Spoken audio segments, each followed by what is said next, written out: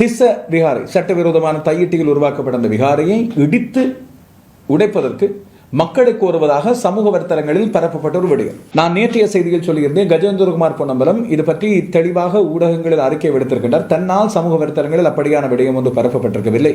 அது வேண்டுமென்றே தன்னுடைய பெயரை பயன்படுத்தி சமூக வலைத்தளத்தில் அப்படியான படம் ஒன்று பிரசுரிக்கப்பட்டிருந்தது என்று சொல்லி இது சம்பந்தமாக போலீசாரால் முறைப்பாடு செய்யப்பட்டு இந்த விடயம் நீதிமன்றத்துக்கு கொண்டு செல்லப்பட்டிருந்தது. எனவே சட்டவிரோதமாக தையிட்டியில் கட்டப்பட்ட இந்த விகாரை இடிக்க மக்கள் ஒன்று சேர வேண்டும் என்று சமூக ஊடகங்களில் கஜேந்திரகுமார் பொன்னம்பலத்தின் பெயரை குறிப்பிட்டு பரப்பப்பட்ட துண்டு பிரசுரம் சார்பாக நீதிமன்றத்தில் அவர் முன்னிலையாகியிருந்தார். மல்லாகம் நீதிமன்றத்தில் தான் 1 லட்சம் ரூபாய் சொந்த பிணையில் அவரை விடுவித்திருப்பதாக நீதிமன்றம் இன்றைய நாளில் அறிவித்திருக்கிறது.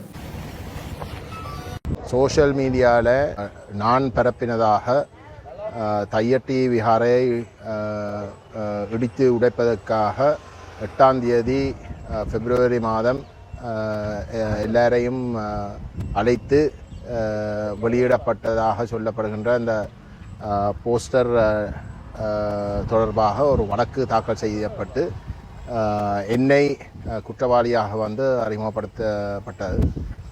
அந்த வழக்கு இன்றைக்கு மெல்லாக நீதவான் நீதிமன்றத்தால் ஆராயப்பட்டது. பலாலி ஓஐசி இந்த வழக்கு தாக்கல் செய்யப்பட்ட விடயத்துக்கு எந்த விதமான தொடர்பும் இல்லாத கடந்த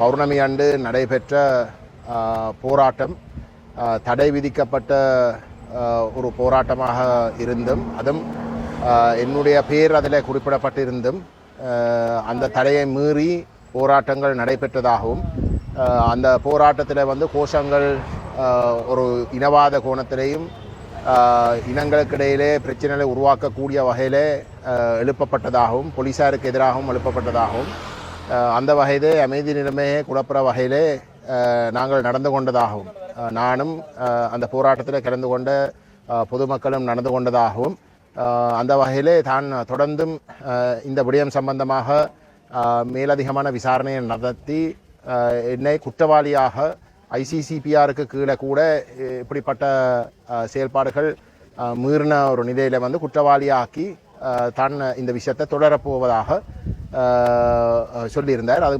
அது மட்டும் இல்லாமல் இந்த சோஷியல் மீடியாவில் நான் வெளியிட்டதாக குற்றச்சாட்டப்படுகின்ற அந்த தையட்டி விகாரை உடைக்கிறதுக்குரிய அந்த பதிவு உண்மையிலே யாரால் வெளியிடப்பட்டதென்ற விஷயங்களை ஆராய்வதற்கும் அனுமதி கேட்டு இந்த வழக்கை இன்றைக்கு அவர் அந்த பிரசுரம் போரியானது தன்னால் வெளியிடப்பட்டதல்ல என்று